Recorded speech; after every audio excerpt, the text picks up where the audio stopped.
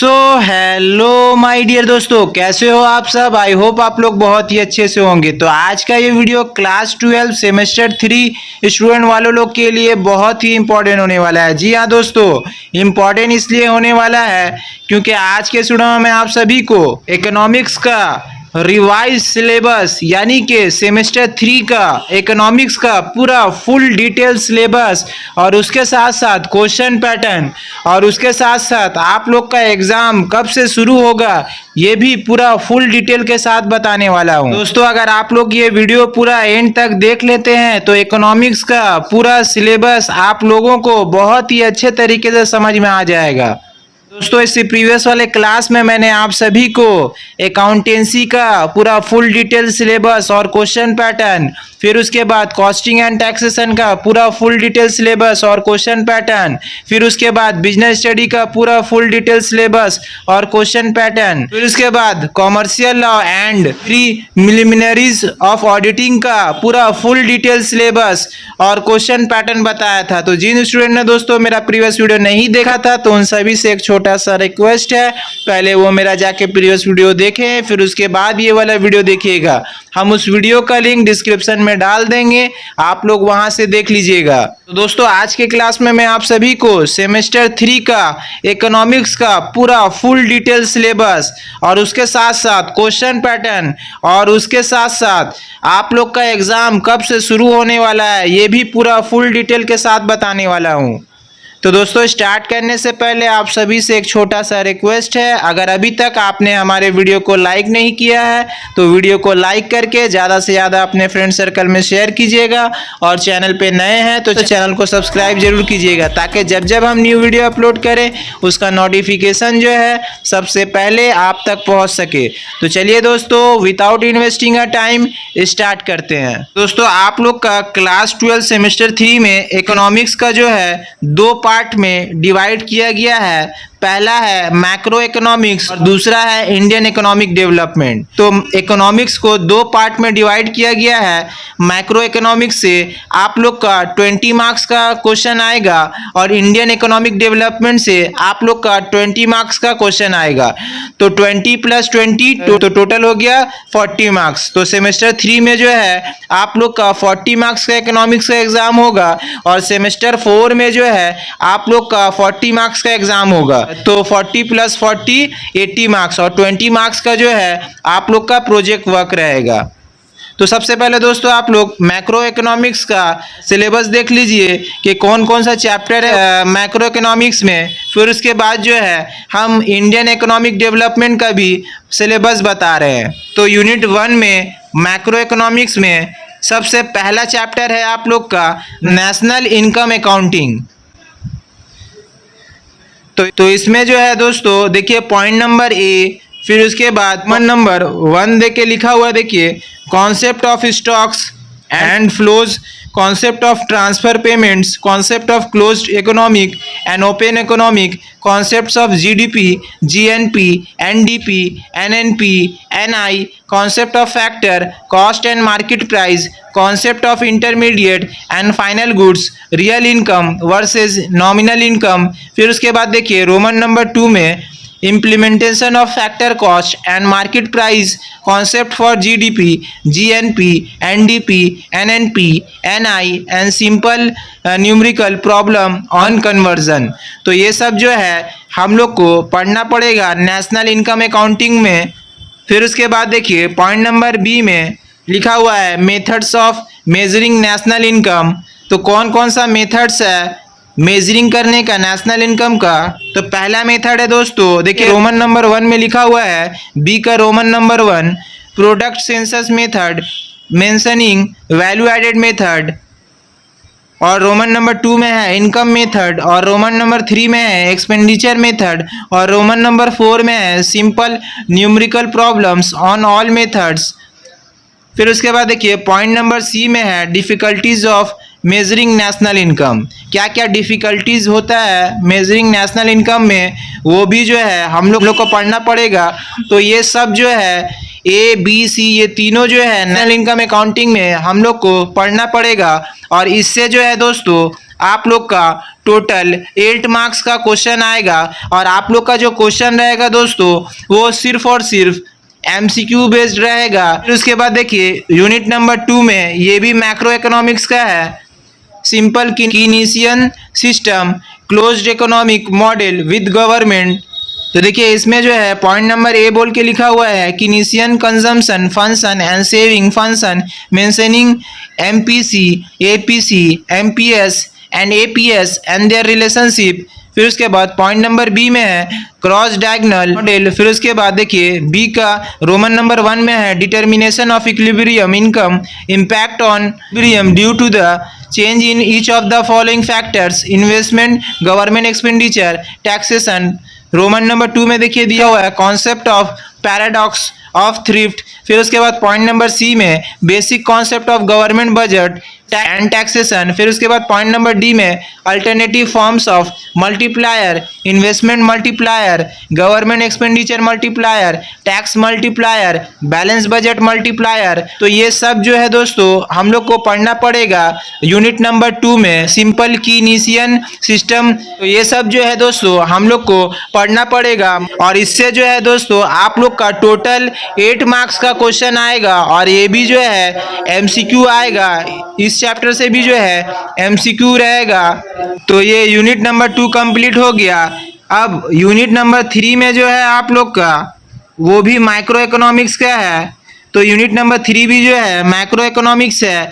और इसमें जो है चैप्टर का जो नाम है वो है balance of payment and exchange rate. तो इसमें जो है पॉइंट नंबर ए में देखिए कॉन्सेप्ट्स ऑफ बीओपी मतलब बैलेंस ऑफ पेमेंट्स। फिर उसके बाद देखिए रोमन नंबर 1 में लिखा हुआ है balance of current account balance of capital account autonomous and accommodating transactions. फिर उसके बाद Roman number 2 difference between balance of payment and balance of trade capital account and current account autonomous and accommodating transaction. फिर उसके बाद Roman number 3 causes and solution of balance of payment disequilibrium. फिर उसके बाद देखिए point number B का Roman number 1 में basic concepts and types of exchange rates. Roman number फिर उसके बाद 2 में types of exchange rate fix flexible and manage float. फिर उसके बाद रोमन नंबर 3 में advantages and disadvantages of fixed and flexible exchanges. तो इस चैप्टर से जो है balance of payment and exchange rate से जो है इससे जो है आप लोग का टोटल 4 मार्क्स का क्वेश्चन आएगा। और ये पूरा का पूरा जो है एमसीक्यू आएगा। तो दोस्तों ये मैक्रो इकोनॉमिक्स कंप्लीट हो गया। तो मैक्रो इकोनॉमिक्स में आप लोग का टोटल 3 चैप्टर है। अब आ गया इंडियन इकोनॉमिक डेवलपमेंट। और इंडियन इकोनॉमिक डेवलपमेंट में आप लोग का टोटल 3 चैप्टर है। तो देखिए यूनिट नंबर 3 जो है वो माइक्रो इकोनॉमिक्स का था। अब यूनिट नंबर 4 देख लीजिए जो कि इंडियन इकोनॉमिक डेवलपमेंट से है। तो इसमें जो है देखिए इंडियन इकोनॉमिक डेवलपमेंट में देखिए लिखा हुआ है चैप्टर का नाम brief reference to colonial past.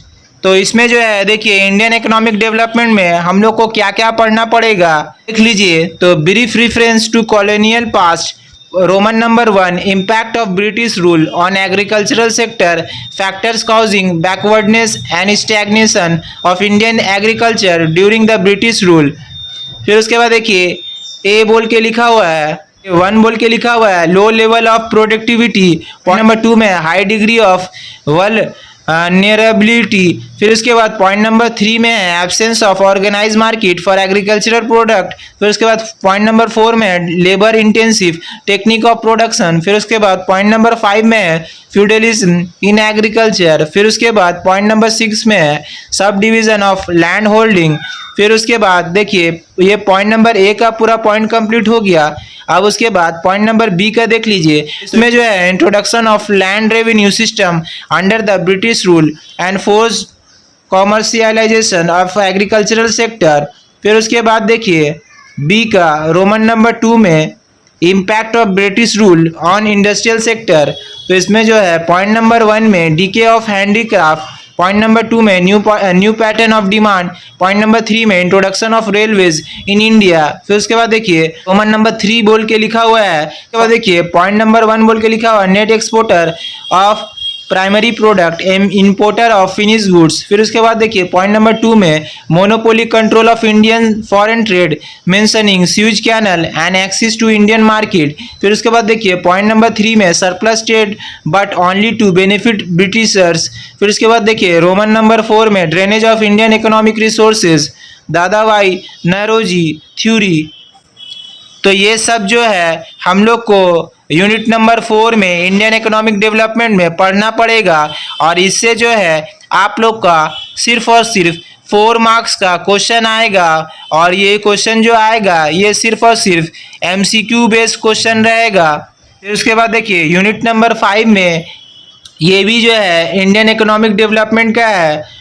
तो इसमें जो है हम लोग को क्या क्या पढ़ना पड़ेगा ये देख लीजिए। Evolving features of Indian economic का फीचर्स। फिर उसके बाद देखिए पॉइंट नंबर ए बोल के लिखा हुआ है sectoral composition of NI and changes over time during pre liberalisation and post liberalisation period. फिर उसके बाद देखिए पॉइंट नंबर बी में occupation distribution of NI during pre liberalisation and post liberalisation period post independence period and changes thereof. फिर उसके बाद point number C में types of unemployment change in occupational patterns during pre liberalisation and post liberalisation period problems of unemployment in India different employment generating programmes in the post liberalisation period jobless growth. फिर उसके बाद देखिए point number D में India and its neighbours a comparison of economic growth population and sectoral development and other human development indicators comparison with China। तो ये सब जो है दोस्तों हम लोग को यूनिट नंबर 5 में पढ़ना पड़ेगा और इससे जो है टोटल आप लोग का 8 मार्क्स का क्वेश्चन आएगा और ये पूरा का पूरा जो है एमसीक्यू बेस्ड क्वेश्चन रहेगा। तो इससे भी जो है पूरा का पूरा आप लोग का एमसीक्यू आएगा। और सबसे लास्ट और आखिरी जो चैप्टर है आप लोग का वो है इंडियन इकोनॉमिक डेवलपमेंट से एग्रीकल्चर।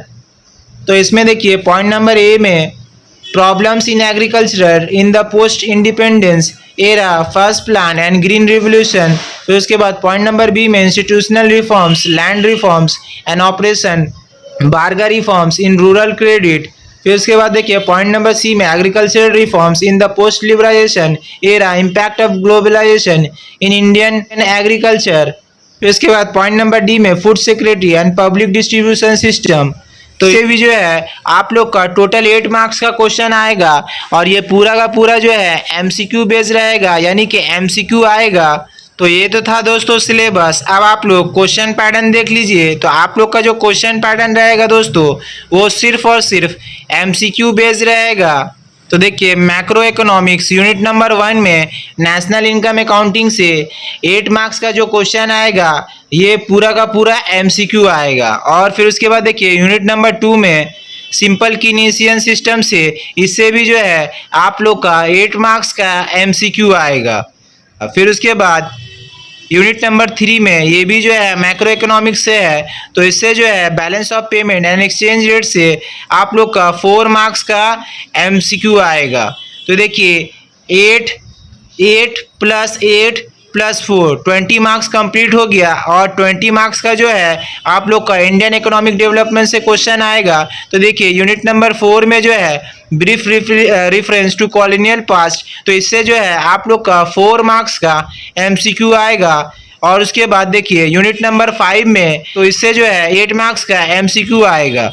और यूनिट नंबर 6 जो है सबसे आखिरी यूनिट जो है आप लोग का एग्रीकल्चर चैप्टर से जो है इंडियन इकोनॉमिक डेवलपमेंट से सबसे आखिरी जो चैप्टर है आप लोग का एग्रीकल्चर। तो इससे जो है टोटल आप लोग का 8 मार्क्स का एमसीक्यू आएगा। तो ये तो था दोस्तों फुल डिटेल सिलेबस और क्वेश्चन पैटर्न। और आप लोग का जो एग्ज़ाम दोस्तों स्टार्ट होगा वो आप लोग का सितंबर 2025 सितंबर का फर्स्ट वीक या फिर सेकेंड वीक से जो है आप लोग का एग्ज़ाम स्टार्ट हो जाएगा। तो उम्मीद है दोस्तों ये पूरा फुल डिटेल सिलेबस सेमेस्टर 3 का इकोनॉमिक्स का और क्वेश्चन पैटर्न आप सभी स्टूडेंट को बहुत ही अच्छे तरीके से समझ में आया होगा। तो दोस्तों एक बार फिर से बोल रहे हैं, इस वीडियो को लाइक करके ज़्यादा से ज़्यादा अपने फ्रेंड सर्कल में शेयर कीजिएगा और चैनल पे नए हैं तो चैनल को सब्सक्राइब जरूर कीजिएगा। तो आज के लिए दोस्तों इतना ही, फिर मिलेंगे नेक्स्ट वीडियो के साथ। Thank you so much.